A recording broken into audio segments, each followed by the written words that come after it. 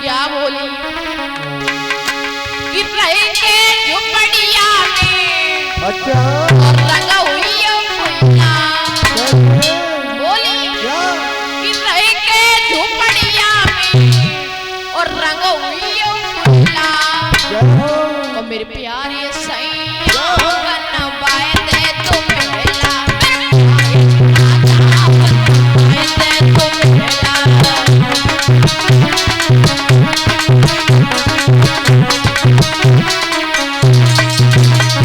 बोली पार्वती अरे रहेंगे झुपड़िया में रंग हुई कोयला। मेरे प्यारे सैया बनवाए दे तुम मेला।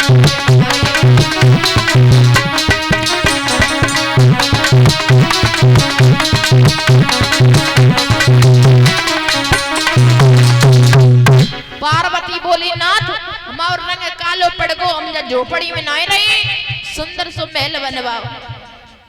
तो भैया भोले बाबा ने माया शक्ति के द्वारा सोने के महल बनवा लिए, सोने के महल बनवाए। बंधुओं मैया पार्वती कहने लगी महाराज महल तो बनकर के खड़ा हो गया, बड़ा अच्छा लग रहा है, अब इस महल का उद्घाटन करा लीजिए।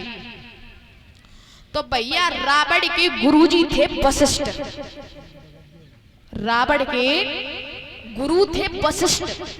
तो वशिष्ठ को बुलाया, जवाब दिया महाराज परिणाम स्वीकार हो, हमने बड़े अच्छे महल बनवाए सोने के और हमारे जैसे स्त्री प्रभु सबको देवे, और आप इस महल का उद्घाटन कर दीजिए।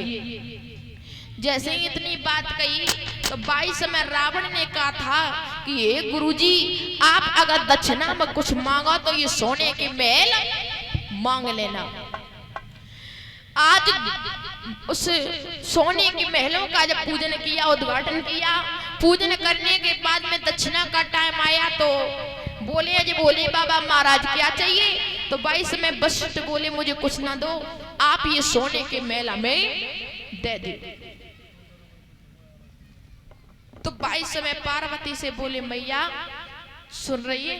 बोले क्या बात, कि ये बात क्या है, दक्षिणा में सोने के महल मांग रहे हैं।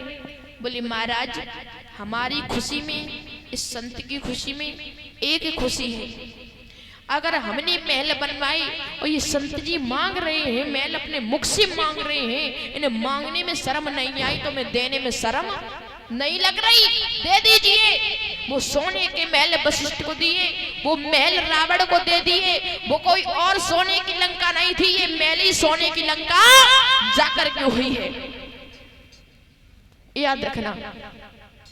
आज भैया काफी समय हुआ तो एक समय पार्वती बोली नाथ आप में बुद्धि बहुत है, आप क्या भजन भजन करते हो? तो भोले बाबा बोले भजन हम नहीं करते हैं, हमने अमर कथा सुनी है।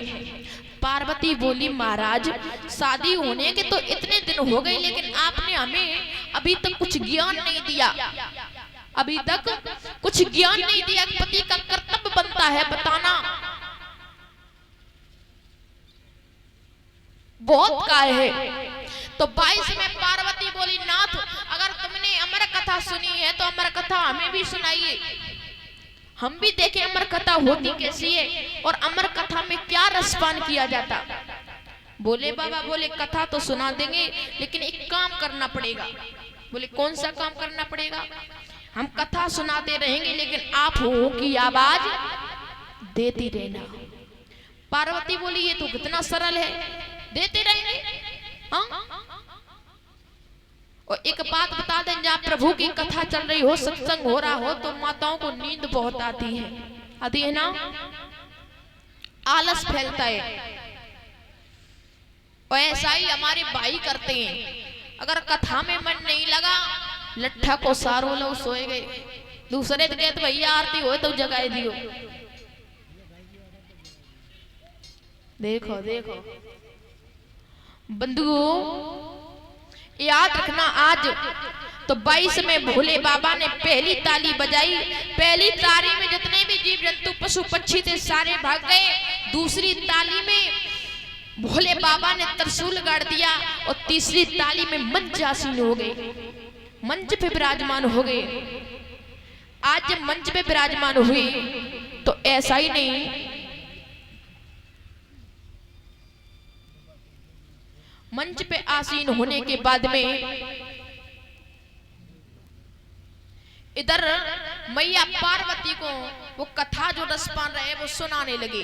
किस प्रकार से भोले बाबा